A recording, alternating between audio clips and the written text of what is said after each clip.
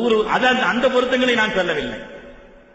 இந்த குடும்பத்தினுடைய நிலைப்பாடு அங்க இந்த பெண் போய் இருந்தால் இவர்கள் அவர்களுக்கு ஏற்ற ஒரு நிலைப்பாடுதானா எந்த ஒரு தன்மைகளை அனுசரித்துக் கொள்ள வேண்டும்.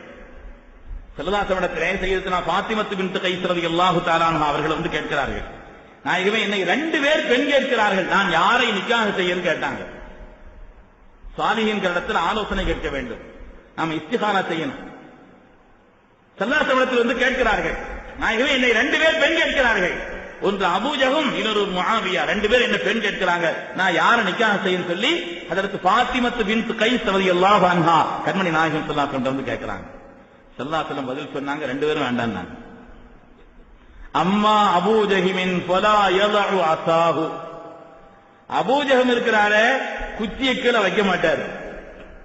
2 அர்த்தம் சொன்னாங்க. ஒன்னு வர்ராபுன் நிசா, ஒன்னு மனுஷன் எடுத்து அடிச்சு போடுவார். 2வது என்ன, ஒரே பயணம், ஒரே வீட்டுல இருக்கிறதே கிடையாது. 2 அர்த்தம் சொல்றாங்க. எவ்வளவு அசாவுன்னா பழைய காலத்துல அந்த குச்சியை தோல்ல வச்சு அதுல சாமான் எல்லாம் மாறிட்டான பயணம் போவாங்க. அதனால 2 அர்த்தம் சொல்றாங்க. ஒரே சஃபர், வீட்டிலேயே இருக்கிறது இல்லை, அதை பத்தி நினைச்சே பாக்குறது இல்லை. எல்லாருக்கும் சலாம் சொல்லுவோம், வீட்டுக்கு சலாம் சொல்ல மாட்டேன் சொல்றோமாங்க. ஊரை சலாம் சொல்லுவோம், வீட்டுக்குள்ள நுழையும் போது சலாம் சொல்றோமா? சொன்னாங்க, வாழ்க்கையில பரக்கத்து வேணுமா, வீட்டுக்குள்ள நுழைஞ்ச உடனே அஸ்ஸலாமு அலைக்கும்னு சொல்லுங்க. உங்க வாழ்க்கையில தக்கூனு பரக்கத்தன் அலைக்கு வாழ அகலி பைத்தி, உங்களுக்கு உங்களுடைய குடும்பத்தாருக்கும் பரக்கத்தை ஏற்படுத்தி தரும்னு கண்மணி நாயகம் சொன்னாங்க. எல்லாருக்கும் சலாம் சொல்றோம், அங்க மட்டும் சலாம் சொல்றது இல்லை. இன்னையில இருந்து ஆரம்பிச்சிடலாமா? நிறைய வாக்குறுதி கொடுத்திருக்கிறீங்க, நீங்க ரொம்ப நாளா வாக்குறுதி கொடுத்துட்டு இருக்கிறீங்க, ஞாபகம் வச்சுக்கிறோம். நேற்று குல்ஹுல்லா வாதனம்னு சொன்னோம். ஒரு சீதேவி இன்னைக்கு ஒரு 4 பேர் போன் போட்டாங்க. அதுல ஒரு ஆள் சொன்னாங்க, அதுக்கு என் பையனை ஸ்கூலுக்கு போகும் பொழுது நீ போறதுக்குள்ள நீங்க குல்ஹுல்லா ஓதிட்டே போ நான் சொன்னேன். ரொம்ப ஆனந்தமா இருந்துச்சு. குல்ஹுல்லா 3 தடவை குல்ஹுல்லா ஓதுன ஒரு குர்ஆன் ஓதுன சவாபுங்க, அதை பத்தி நிறைய இருக்கிறது. அது மாதிரி இன்னைக்கு ஒரு வாக்குறுதி இன்ஷா அல்லாஹ் வாழ்க்கையில செய்யணும் பெருமக்களே. ஸல்லல்லாஹு அலைஹி வஸல்லம் சொல்கிறார்கள், வீட்டுக்குள்ள நுழைஞ்சா அஸ்ஸலாமு அலைக்கும்னு சொல்லுங்க. முதல்ல கொஞ்சம் லேச சத்தமா ஆரம்பிங்க, புதுசா சலாத்தோட வர்ற மாதிரி இருக்குது, அது ஒரு மாதிரி வெக்கமா இருக்கு நமக்கு. அதனால முதல்ல என்ன செய்யணும், அஸ்ஸலாமு அலைக்கும். நாளைக்கு கொஞ்சம் போக சலாம் சொல்லிக்கிட்டே போங்க. பதில் சொல்லாம இருந்தாங்கன்னு சொல்லணும், வலைக்கும் சலாம் சொல்லணும். வீட்டுல ஒருத்தருமே இல்லாட்டாலும் கூட நீங்க அஸ்ஸலாமு அலைக்கும் சொல்லி போனால் உங்களுக்கு மலக்குமார்களிடத்திலிருந்து பதில் வரும், குடும்பத்திற்கு பரக்கத்தை உண்டாகும். கயிறு பெருமக்களே, ஸல்லல்லாஹு அலைஹி வஸல்லம் சொன்னார்கள், 2 காரணத்தினால வேண்டாம், அபூஜகம் வேண்டாம். ஏன்னா அவர் வந்து ஒரே குச்சியை கீழே வைக்க மாட்டார், ரொம்ப அடிப்பார் ஒரு அர்த்தம், ரொம்ப சஃபர், வீட்டுக்குள்ள கடமை செய்யவே மாட்டார். 2வது முஆவியா, அவரை நிக்காஹ் செய்யறது என்ன கேட்கிறாங்க சொன்னா அதுவும் வேண்டாம். ஏன்னா அவர் ரொம்ப வறுமை, நீ கொஞ்சம் வசதியா வாழ்ந்துட்டோம், அங்க போய் உன்னால வாழ முடியாது, அங்க கட்டுப்பட மாட்டேன். அப்ப அதனால அதுவும் வேண்டாம். அதற்கு உஸாமாவை நிக்காஹ் செய்து கொள் என்று ஸல்லல்லாஹு அலைஹி வஸல்லம் அதற்கு ஃபாத்திமா ரலியல்லாஹு அன்ஹா பாத்திமத்து பின்த் கைஸ் அவர்களுக்கு சொன்னார். பெருமக்களை இப்படி சில பொருத்தங்கள் இருக்கிறது. அந்த பொருத்தம் என்ன, அதுக்கு தனி கிதாபில் ஒரு தனி பாடமே அதற்கு இருக்கிறது. யார் அந்த பொருத்தம் சம்பந்தப்பட்ட ஒரு பாடமே கிதாபில் இருக்குது, ஃபிக்ஹுடைய கிதாபுகள்ல. அதையும் கொஞ்சம் கவனத்தில் வைக்கணும். குறைஞ்சபட்சம் இஸ்திகாரா செய்யணும், துஆ செய்துகிட்டே இருக்கணும். 4வது, பெண்ணிடத்திலும் விருப்பம் கேட்க வேண்டும்.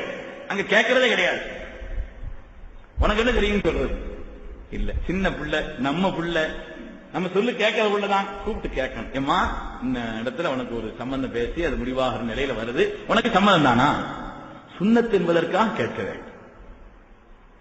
நம்ம உள்ளதான் மாத்தி சொல்லாதுதான், நம்ம பேச்சு கேட்கிற உள்ளதான். இருந்தாலும் அந்த பொறுப்பு என்று வரக்கூடிய அந்த ஸ்தானத்தை அதற்கு உணர்த்துவதற்காக அந்த பிள்ளை இடத்தில் அப்படி கேட்க வேண்டும். அது ஒரு சுன்னத். நிக்காஹுக்கு முன்னால செய்ய வேண்டிய பல காரியங்கள் இருக்கிறது பெருமக்கள், அது ஒரு தனி பயான் ஆயிரும். இருந்தாலும் ஞாபகத்திற்காக நான் சொல்கிறேன். கண்மணி முஹம்மது ரசூலுல்லாஹி ஸல்லல்லாஹு அலைஹி வஸல்லம் அவர்கள் அன்னை ஹதீஜா அம்மா அவர்களை நிக்காஹ் செய்து வருகிறார்கள். ஹதீஜா ரலியல்லாஹு தஆலா அன்ஹா அவர்கள் அன்றைய காலகட்டத்திலே கானத் துதுஆ பில் ஜாஹிலியத்தி அத்தாஹிரா, அந்த அறியாமை காலத்திலேயே தாஹிரா பரிசுத்தமான பெண் என்று அறியப்பட்டார்கள்.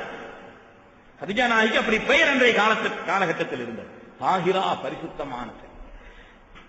அந்த ஹதீஜா நாயகி ரலியல்லாஹு அன்ஹா ஸல்லல்லாஹுடைய உயர்ந்த குணத்திற்காக, நல்ல பண்பிற்காக, அவர்களிடத்தில் இருந்த பல மேன்மையான நிலைப்பாடுகளுக்காக வேண்டி ஸல்லல்லாஹு அலைஹி வஸல்லம் இடத்தில் அவர்கள்தான் கேட்டு அனுப்புகிறார்கள். பெருமக்களே, ஸல்லல்லாஹு அலைஹி வஸல்லம் ஹதீஜா நாயகியுடைய வாழ்க்கையை புரிஞ்சுங்கிறது நமக்கு தெரியும். இன்ஷா அல்லாஹ் தேவைப்பட்ட பின்னால சம்பந்தமா நம்ம சொல்லுவோம். ஒரு தடவை அதற்கு ஆயிஷா ரலியல்லாஹு அன்ஹா சொல்கிறார்கள், எப்ப பார்த்தாலும் ஹதீஜா ஹதீஜா ஹதீஜா சொல்லிக்கிட்டே இருக்கிறீங்களே, அவளும் போய் சேர்ந்தாச்சே, எப்ப பார்த்தாலும் ஹதீஜா ஹதீஜான்னு சொல்லிக்கிட்டே இருக்கிறீங்களே. கத் அபதலக்கல்லாஹு கைரம் மின்ஹா. அதற்கு ஆயிஷா நாயகி சொன்னாங்களாம், அல்லாஹ் அதை விட ஹைரான ஒரு பகரத்தை உங்களுக்கு தந்துதான் இருக்கிறான்னு சொன்னாங்களாம். தான் சின்ன வயசுங்கிறது அப்படி சாடையா சொன்னாங்க. அது அபதலக்கல்லாஹு கைரம் மின்ஹா, அதை விட ஒரு சிறந்த பகரத்தை அல்லாஹ் உங்களுக்கு தரவில்லையா? அல்லாஹ் சொன்னாங்க, ஆயிஷா வல்லாஹி மா அபதலனி அல்லாஹு கைரம் மின்ஹா. ஆயிஷா, அல்லாஹ்வை சத்தியமிட்டு சொல்கிறேன், ஹதீஜாவை விட ஒரு சிறந்த பகரத்தை அல்லாஹ் எனக்கு தரவே இல்லமான்னு சொன்னாங்க. சத்தகத்னி இது கல்லபனி அன்னாஸ் ஓ வாசத்னி பிமாலிஹா இது ஹர்ரமனி அன்னாஸ். இந்த உலகமெல்லாம் என்னை பொய்ப்பித்த நேரத்தில் என்னை உண்மைப்படுத்திய சீதேவி அவர்கள், உலகத்தினுடைய பொருளாதாரத்தின் வழிகளை மற்றவர்கள் எனக்கு தடை செய்திருந்த நேரத்தில் தன்னுடைய செல்வத்தை எல்லாம் இந்த தீனுக்காக செலவழித்த பெருமாட்டி அவர்கள் சிறந்த பகரத்தை தந்திருக்கிறேன்னு சொல்றீங்களா? தாங்க ரஸக்கனி அல்லாஹ் மின்ஹல் வலத். கிழவி கிழவின்னு ஒரு மாதிரியா நீங்க பேசுறீங்களா? அந்த கிழவிட்டு இருந்தான் அல்லாஹ் எனக்கு பிள்ளைகளை தந்தான்னு சொன்னாங்க. அந்த கிழவிட்டு இருந்தான் அல்லாஹ் எனக்கு மக்களை தந்தான் என்று ஸல்லல்லாஹு அலைஹி வஸல்லம் எப்பொழுதுமே ஹதீஜா நாயகி விட்டுக் கொடுக்கவில்லை என்று வருகிறது.